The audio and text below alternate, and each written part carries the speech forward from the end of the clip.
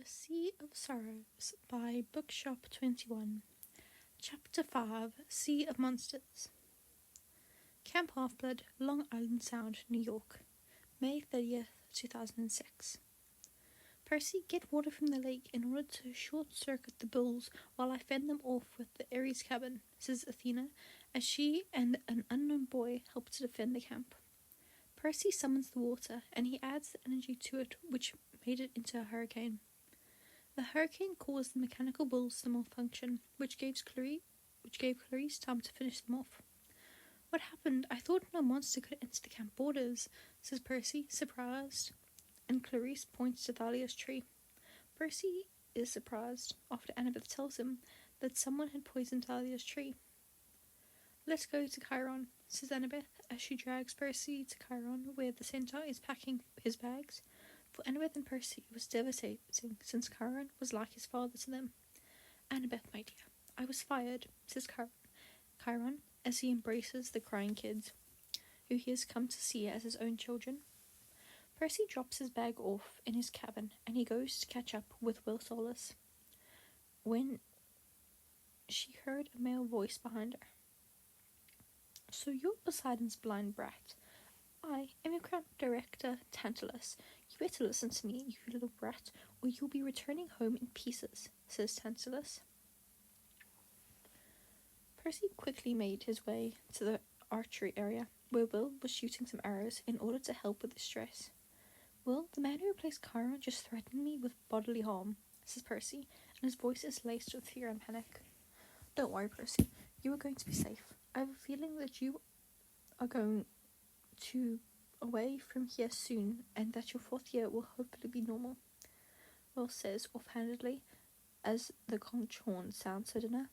My old friend, watch out for Poseidon's child. He may be blind, but don't underestimate him, because he can be terrifying, says Dionysus, while the boy in question stumbles into his table, but eventually manages to sit down. A trident appears over Tyson's head, and it causes a roar of laughter to sweep through the camp. But Percy is happy to have a sibling who is slightly younger than him, and not magical.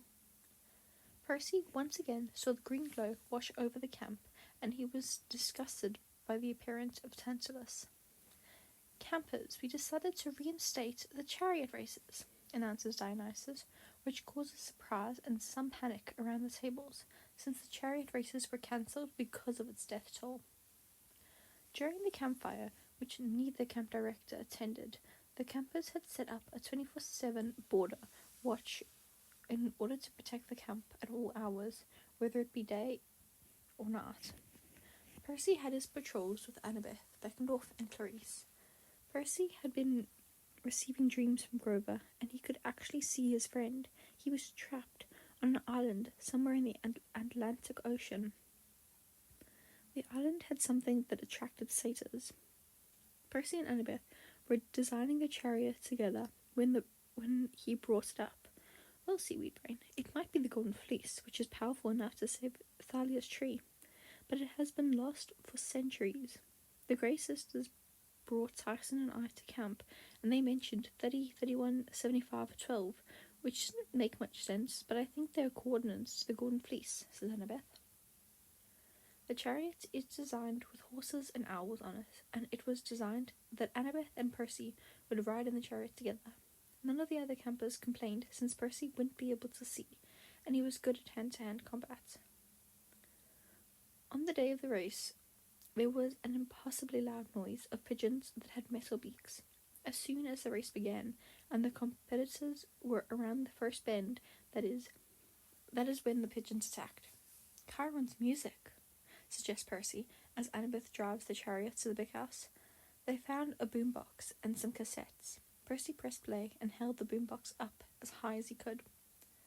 Archers, fire! Cries Annabeth, and then the sound of dozens of birds hitting the ground fills the air, before Tantalus congratulates Clarice for winning, even though she tried to deny the praise. There was a celebratory dinner of Kentucky Fried Pigeon. While everyone went to a campfire, Annabeth, Percy, and Tyson were sentenced to dish duty by using lava in order to get the dishes sparkling clean.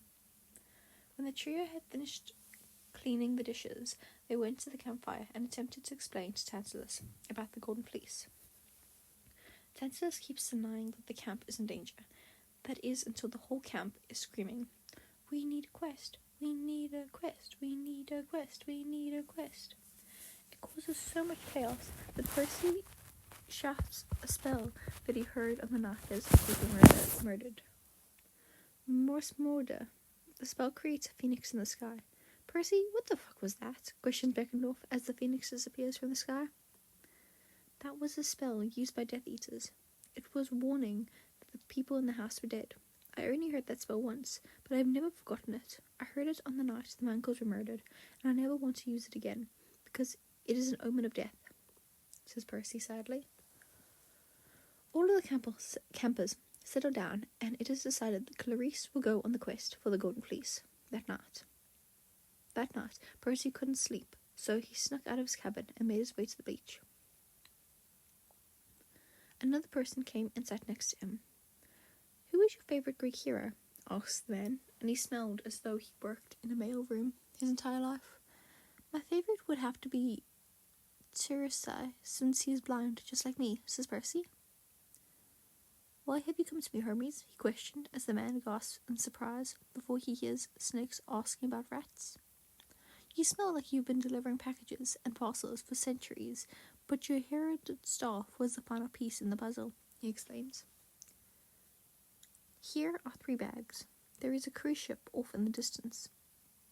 Pray to your father for a way onto that ship. The bags contain money, clothes, vitamins to help you feel like yourself again, and the thermos containing the 4 winds," says Hermes. Then he disappears as Annabeth and Tyson appear. Percy explains his encounter with Hermes, and a few minutes later, 2 animals appear before them. "Hippocampi," says Annabeth, as she grabs a bag and helps Percy onto the hippocampi before getting on behind him. They arrive at the ship, and Annabeth climbs up first, followed by Percy and then Tyson. The ship was giving the 3 demigods an almost haunted feeling. They found 2 cabins to sleep in for the night, with Percy and Tyson sharing a cabin while Annabeth got her own. When the boys had awoken and retrieved Annabeth from her cabin, they explored the ship and found that while it had mortal passengers, it also had monstrous passengers. The group was captured by 2 monster-human hybrids. "Percy, come on," cries Annabeth as she grabs his hand, and the group escapes in a lifeboat. They use the 4 winds in order to get further away from the ship. Once they arrive in Chesapeake Bay, Virginia, Tyson went to find them some food. Tyson finds a Hydra and a shop called Monster Donuts. Clarice defeats the Hydra, and the soldiers aren't happy to have a British boy on the ship. Clarice has to stop the cursed zombie sailors from trying to execute him, since the British were nothing more than traitorous cheats who can't keep their own bloody deal. The ship exploded as they were approaching Scylla and her sister Charybdis. Tyson dies, and Percy is rescued by Annabeth. They arrive at CC Spa and Resort, and while Annabeth was given a complete makeover in which her hair was braided into a bun on the top of her head, Percy was turned into a guinea pig, and Percy used the vitamins from Hermes, and she turned him back into a human, as well as Edward Teach and the rest of the crew on the Queen and Revenge. Edward Teach, or as history knows him, Blackbeard, was thought to have died, but it turns out he was just turned into a cute, fluffy creature. Percy tied her up in order to keep her from swimming to the sirens, but he forgot to remove her dagger. So Percy stopped the ship, and he dove in to save Annabeth. He saw what she wanted the most in the world, which was for her dad to marry Athena, to design the world how she wanted, and to save Luke. They make it back aboard the ship, and they sail to 3031-7512, or better known as the island of Polyphemus. They climbed the cliff, and Tudor Rose hung from the belly of a ship, while Annabeth used her invisibility cap in order to distract the Cyclops, while Percy freed Grover and Clarice. The plan failed since Polyphemus caught Annabeth and cried, "I have caught nobody." Grover, Clarice, and Percy attacked the Cyclops. And then Tyson, who was apparently alive, got the golden fleece since he was the only one who wouldn't be killed by the piranha sheep. Tyson gave the fleece to Percy, and he put it on Annabeth, which started to heal her wound and broken ribs. The three demigods, Cyclops and the Satyr, escaped the island, and the hippocampi brought the group to Miami. Chiron saved Percy, Annabeth, Grover, and Tyson from Luke after they had shown Mr. D that Chiron was innocent, and they sent Clarice to deliver the fleece back to Camp Half-Blood.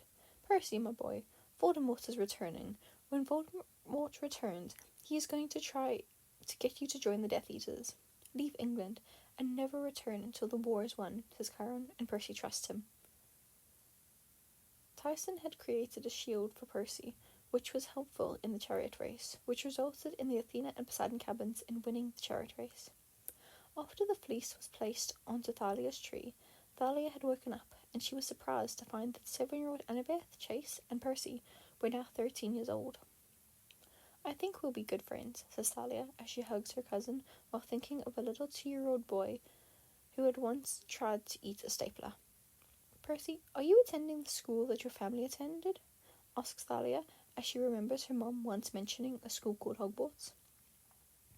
I am, Thalia, and I have reunited with Bill and Charlie, says Percy, and Thalia enters the Poseidon cabin as everyone gathers for the Zeus cabin. Thalia saw the stuffed blue whale that she took on the night that she ran away with Percy in her arms. Thalia, I'm so sorry, but Luke betrayed the camp, and last summer he tried to kill me, says Percy sadly as he makes his way to Thalia, who is sitting on his bunk. He just holds her as she cries over the fact that her friend betrayed the camp and nearly destroyed the tree that was sustaining her life force. Thanks for listening.